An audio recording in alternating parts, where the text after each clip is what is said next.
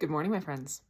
I would like to, this is a bit story and a bit science, but I want to validate for anyone listening here, whether you're exploring the hypothesis that your chronic illness is based in a chronic stress response, stems from your brain and your nervous system, or whether you're firmly in that belief and you know that that's the case for you, or perhaps you're a loved one of someone in that position who maybe they sent you this video to help understand what's going on.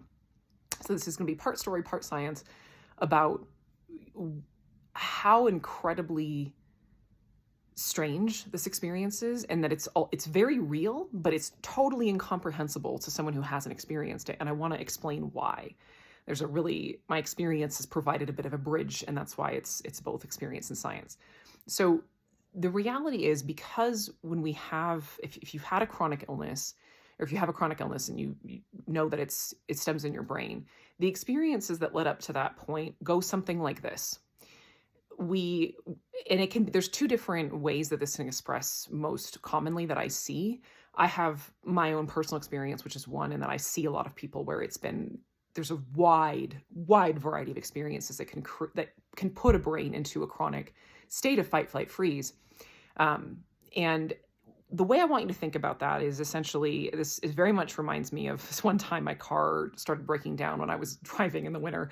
And I realized later on, what I found out was that the electrical control board that was in the car was kind of spazzing. Like it was starting to go out. The electricity was going out of the control board. And even though all of the other parts of the car worked just fine, like there's nothing else wrong but the control board, the electric part of it.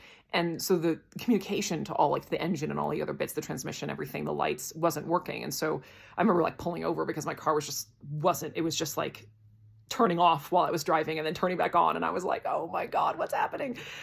That's kind of what it's like when you're in chronic fight, flight, freeze, because your brain is going into shutdown and it stops communicating with the rest of your body systems. Like everything goes into a holding pattern because the brain perceives that we're in this state of threat. And there's no, again, if we were truly running from a tiger, there's no need to be putting any energy toward digestion, toward normal, blood flow and circulation. Your neurological, everything is geared towards fighting, fleeing, or freezing. And that's it. All the maintenance goes completely on hold. And if you're in that state for years or decades, I mean, it doesn't take much to imagine what can happen to your body genuinely, like the amount of dysfunction and illness and symptoms and so forth you experience from that.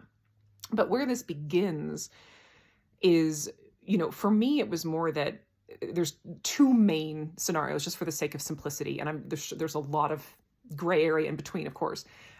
But one of them, an analogy I've used from another video, it's like your brain and nervous system are like a trampoline or anything that has parts to it. And all the parts are there, but for some reason we don't know, they never got put together, at least not correctly, or they never got put together at all. It's like they're just sitting there but never got assembled.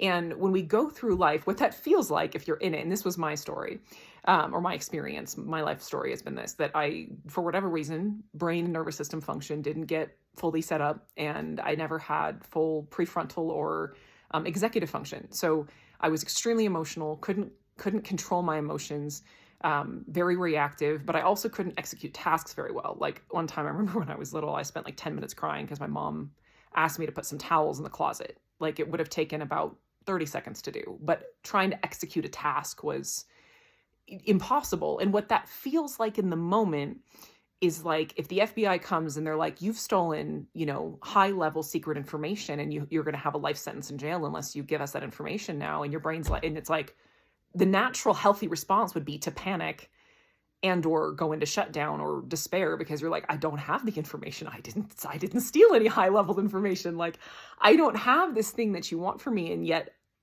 my world's going to end essentially if I don't have it.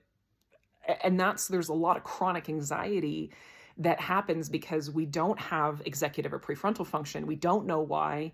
And then life comes and we're going to school and we have expectations and demands from our parents or the people around us and life and school and like you're sitting at a test or someone asks you a question or tries to relate and you don't understand the joke or you can't, produce the information or your brain doesn't have whatever it needs to actually respond to that situation, and you don't know why, and you're just like freeze, panic, anxiety, like the fight, flight, freeze response is there.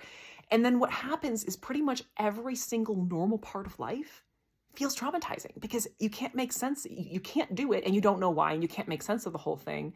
And usually the people around you get frustrated with you and are just like, well, you're the problem and I don't know what to do to help you. And why won't, you're lazy, you're stupid, you're inept in some way, you're stubborn, you're, strong-willed, whatever it is, you're too whiny, you're too needy, and they don't understand what's going on. And then that just reaffirms this idea that, oh, there's something wrong with me, which doesn't help, right? And then you kind of spiral down from there. And in the meantime, in the background, none of our body systems can operate properly for the reason I said before. So we've got digestive issues, cognitive issues, chronic pain, chronic fatigue, all this sorts of stuff that happens because we're in chronic freeze, or we're depressed, we're anxious, we have no sense of meaning or possibility in life.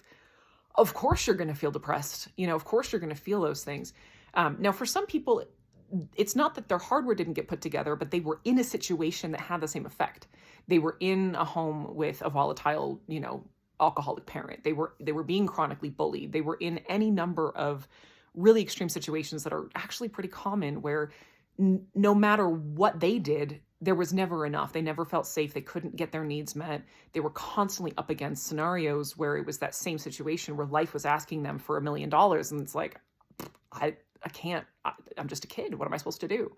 So we still go into chronic fight, flight, freeze. It's a bit of a different, it's more from exterior circumstances. And then of course you can have both. You can have someone who doesn't have their hardware set up and they're in a really awful situation. So there's so many reasons, but all of that to say too, that our perception of this, our perception of reality is, you live in a very, very different world when that's your life and that's your brain function, versus someone who had function and had living situations that maybe contained challenges, but generally speaking, they felt safe and their needs were met. Totally different thing. And part of it is people in that camp. And if that's you and it's a loved one you're listening to this for, it's impossible to understand what it's like to never really have had full brain function.